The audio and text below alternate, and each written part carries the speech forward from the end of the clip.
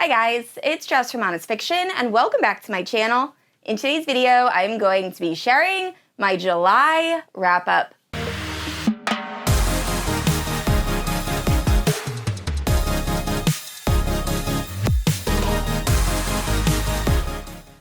Alright guys, I am so happy to say my reading slump is finally over. I feel like 2024 has been super rough, not only in quantity, but also just the books I've been reading. I've been rating 2.5 to 3 stars. There have been a few standouts, but for the most part, I have not been having a great reading year. However, this month, I read so many amazing reads. I'm honestly having trouble picking what my top book of the month is, and that has not happened at all this year. So that is just so exciting. I also, at the end of this video, I'm going to be talking about a book that I'm not completely finished with. I'm 75% in. I had hoped to have it finished by the time I film this. However, I am just loving it. It is a YA fantasy, and it might be one of my top reads of the year. And I had pretty much given up on YA fantasy. Like, I had given up on that genre, and it rekindled my love. And now I want to know what other books I've been missing out on that are YA fantasy. It's just, I'm in a good place in terms of reading, and that makes me so happy. So if you are unfamiliar with my channel, I post new videos every Wednesday and Sunday.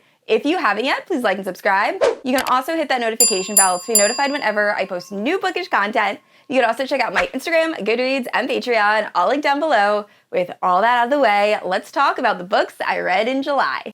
So starting off with our July Patreon book club pick, we have Whispers of the Deep by Emma Hamm. So this is a monster romance, and it is following this girl named Mira who lives in an underwater city known as Beta, and she's not really respected by the other humans. However, she is just trying to do her best living in this underwater city. Now, there are these creatures that are mermen, but they're known as Undine in this book, and one of the leaders of the Undine is Argus, and he is trying to destroy the human civilization of Beta in order to protect his people. Well, anyway, Argus ends up stealing Mira during this solo mission and brings her back and is trying to get information out of her in order to destroy the humans, but then this bond ends up forming between them, and they kind of have to decide to either stay and align with their people and kill each other, or they can have this romance, and it goes from there. So I will say, despite my very positive intro,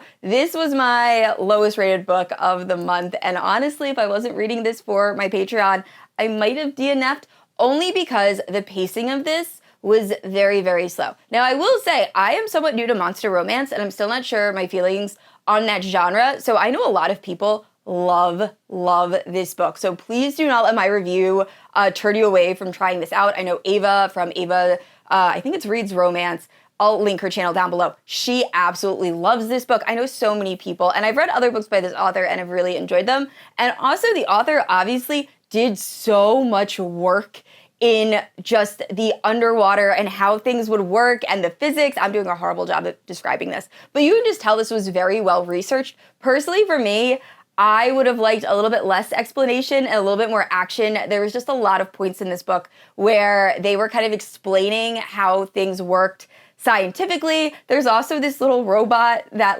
is able to put I'm not going to say that because that's kind of like a spoiler, but they essentially have to learn each other's language, and there's a lot going on. I just wish we got a little bit more of the romance and just a lot more action, despite the fact that when we did get action, I did really enjoy it. I think it was written well. I just would have liked a little bit more of it. So I think had it been a little bit faster paced, this probably would have been a 4-star read for me. I just found myself bored a lot. And that is just a me thing. So once again, if that plot synopsis sounds interesting to you, I would definitely give this a shot. Personally, it just didn't work for me. And the next 2 books I read as part of a reading vlog that I did with Becky from the channel Bex Reads. So I will have that vlog linked down in the description below and also in the cards.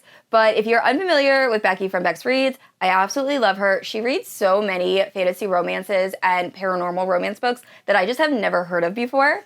But the thing with me and Becky is we typically have complete opposite opinions on books. So we met at a Polycon. We were discussing maybe picking books for each other to see if we could find ones that we both enjoy. So definitely check her vlog out. I was really happy. I recommended 2 books and she did like one of them. So check out her vlog to see which book I recommended because it's one of the most unhinged And I never in a million years would have thought that she enjoyed that book, but I'm so happy she did. But anyway, one of the books Becky picked for me was Shadow Kissed, and this is by Rebecca L. Garcia. This is a new adult vampire, kind of dark fantasy romance. We're following this girl named Olivia, and she ends up being captured by a vampire named Sebastian, who takes her to the City of Nightmares, where vampires essentially have humans as food, and they're just seen as prey in this city, and it's pretty horrible. So Olivia has to decide if she wants to trust Sebastian and his friends in order to uncover secrets about Olivia's past, and also about Olivia's parentage and her mother, and also a little bit about her deceased ex-boyfriend. So I really, really enjoyed this book. I will say, I don't know if it'll be for everybody. It reminded me so much of dystopian books written when I was in high school, like Hunger Games, Divergent, all of those types. It just had that feel, and I think it's because it is new adult. I just haven't read a new adult book in quite some time, but I was addicted. I read this in 2 days. I really enjoyed it. It is so fast-paced. I will say it is a little bit darker than I was expecting when I first started, so definitely check trigger warnings, but I 100% plan on continuing this series in the fall just because it is vampire fantasy romance, and I love a good vampire story. So definitely check this out. I haven't seen a lot of people talking about this series, but overall, a really, really solid read. And the second book I read during that blog was Heart of Fire by McMaster. This is the first book in a historical dragon shifter fantasy romance series. So in this book, we are following Freya, who ends up confronting a Dreki, or dragon, who has stolen one of her rams. So Freya ends up finding out the Dreki is named Rurik, and Rurik right away becomes infatuated by Freya. So he kind of starts not stalking her, but following her in his human form, and then ends up having a little bit of a relationship with her without her realizing who he really is.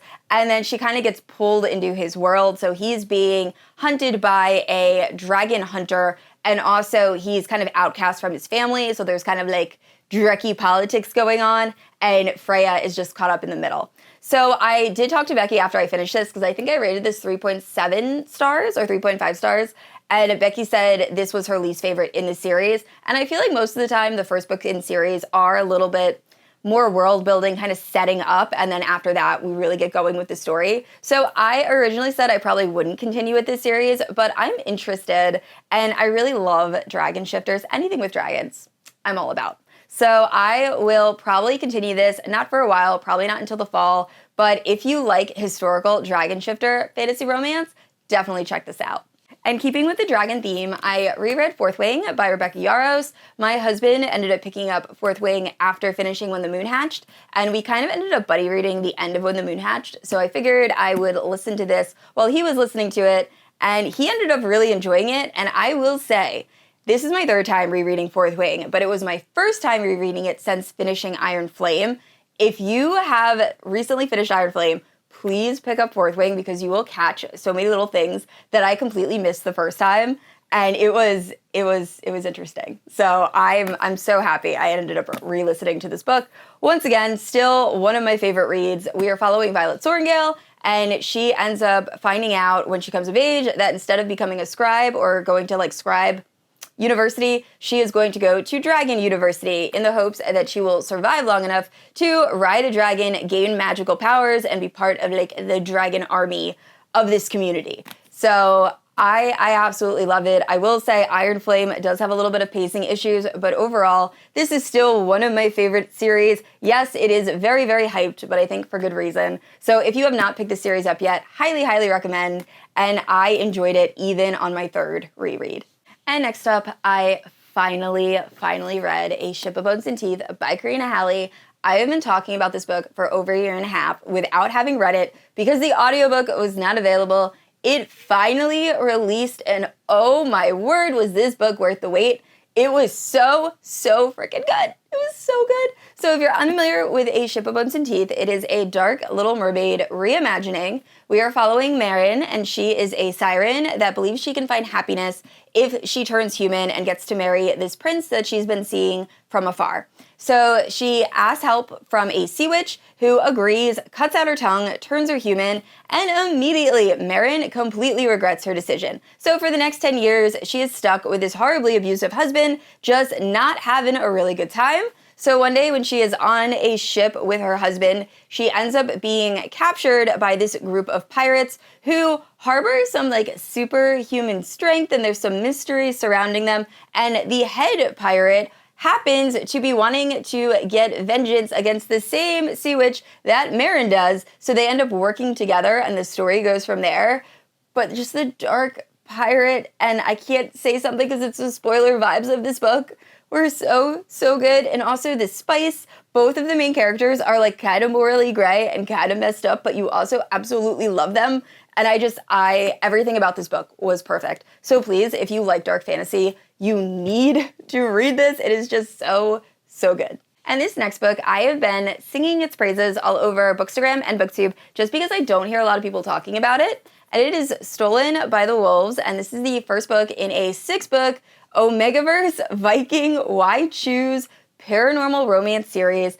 Just so you know, this first book is not Why Choose. However, as you progress, it becomes Why Choose. But if you are a fan of The Last Kingdom on Netflix, you will absolutely adore this book. It is set in the same time period, same place. So I believe it's 870 Northumbria, and the Vikings are like ravaging all of the different communities, and our main character lives in this very pious like sanctuary, and they end up opening their borders to what they believe are allies, and it turns out these allies are actually Vikings that have a different agenda than they originally made it seem. And it kind of goes from there, but you're finding out all about these different types of like Viking groups, and also you have the whole Omegaverse elements at play. Now I will say I am fairly new to Omegaverse, and this is my favorite Omegaverse by far. I just feel like they did such a good job, not only explaining what was going on, but also just seamlessly blending it with like the Viking rituals. And it was just, I just love this. I love this so much. So I will definitely be continuing the series. I plan on reading the second book next month, or technically in August. So it's the last 2 days of July when I'm filming this. But yeah, I am so excited. And this next book I have been dreading reviewing, and I'll explain exactly why after I give you the plot synopsis. But it is Lunamare by Pepper Winters. This is the first book in a dark coming-of-age duet, and I'm trying to read more of my special edition books, and I figured this would be perfect for summer, and I was not wrong. The summer vibes in this book are fantastic. It is set in Australia. Also, a lot of this is on the water. But if you're unfamiliar with the plot of this story, at the beginning of the story, we meet Aslan, and his entire life is flipped upside down when he is stranded in the middle of the open ocean and ends up being saved by this 12-year-old girl named Nerida. And they end up growing up together and having this very strong bond. However, all of that could be ruined because of the dark secrets that Aslan is harboring. And it goes from there. So that is very vague. However, this is definitely a book you want to go into pretty much blind. I ended up reading this at the same time as the Book Baron, and I was messaging her kind of while I was reading this, being like, wow, this isn't really dark for Pepper Winters. I've read other books by Pepper Winters, and they have been like the darkest books I've ever read, so I was very surprised. Please check trigger warnings before starting this book. It gets dark, and it comes out of nowhere, and I was definitely not expecting it. I actually got to the dark scene on a live show when I was doing reading sprints, and like I need to go back and look at my face because I just remember being like, oh my god, I can't believe this is happening. Also, I mentioned Baron. Definitely check out the Book Baron's channel. I get so many good dark romance recs from her, and I just love her personality in general, so I'll leave her channel link down in the description below. She's absolutely great. But anyway, with this book, because it is part of a duet, I really don't want to give it a rating until I read that second part, because there were parts of this book I loved, but I really don't know until I read that second book how relevant they are going to be. So I don't want to say this book had pacing issues, because some of those parts I thought were a little bit boring. Could be because they are going to be very relevant in the next book. I will also say though, I thought this was going to be a 5-star read, but then towards the middle, like I said, kind of pacing issues, it did kind of slow up. But once again, that could be because those things are needed for the second book. But please check trigger warnings. That scene, there's just a very upsetting scene that happens that just came out of nowhere. And then the entire ending of this book is very dark and deals with a lot of really hard-hitting emotional things. So overall, I'm very excited to pick up the second book. Honestly, I've just been kind of like mentally prepping myself to get to that second book because I feel like it's going to be even more emotional than this first book. but this is a very, very solid duet. So do I recommend it? Yes, if you're okay with the subject matter. If not, maybe not for you. But overall, I'm excited to pick up Mare. And that brings us to the final book. It is Powerless by Lauren Roberts. Now, like I said in the beginning of this, I have not finished. I just checked. I am 78% in. But wow, it has rekindled my love of YA fantasy. My friend Carrie from Book for Romance was trying to get me to read this book when it first released. And I kept saying, I don't know, YA, not really my thing. I am kicking myself for not listening to her because it is so good. If you are unfamiliar with the plot of Powerless, we are following Peyton, and she is an ordinary living in this world where being an ordinary or powerless is very dangerous. So if you are seen as not having any sort of power, you are killed. So she has been pretending to be a psychic in order to essentially just survive on the streets, and then she accidentally saves the prince. Now, this forces her to compete in these purging trials where it's almost like the Hunger Games, but everyone possesses powers except for Peyton, who is still trying to pretend to be a psychic and has to survive. And while all this is going on, she is kind of falling for the prince, who happens to be one of the enforcers, who ends up killing the ordinaries that he finds. And it goes from there. And I can't stop. The banter in this book is so good. The world building, I love all of the different power dynamics. It is just so well done, and it hooks you right away. I know I've been saying that about a lot of books, but this is a book that I started it thinking I was going to read 2 chapters and then got 9 chapters in without even realizing it. I will also say the chapters in this book are unbelievably short. They're like 2 or 3 pages. I love books with short chapters. I wish all books had like super short chapters just because you feel so good when you're like, I read 9 chapters in 20 minutes. But anyway, I really am enjoying this, and I already know as soon as I'm finished with this, I'm going to pick up Reckless, and I think the sequel actually has finally released, so I might just binge this entire series, but I'm loving this. Please, if you liked Hunger Games, you want a fantasy romance version, check this book out. All right, guys, those are all the books I read in July. Please let me know down in the comments below if you read any of the book I mentioned. Also, if you have any book recs that you think I should check out, please leave them down in the comments. I love getting recs from you guys. And I'd also like to say a huge thank you to my Paladin protectors, Amanda, Leslie, Erin, and Kat. Thank you guys so much for supporting my channel. And I said this already, I post new videos every Wednesday and Sunday. And if you haven't yet, please like and subscribe. I will see you all next week. Bye.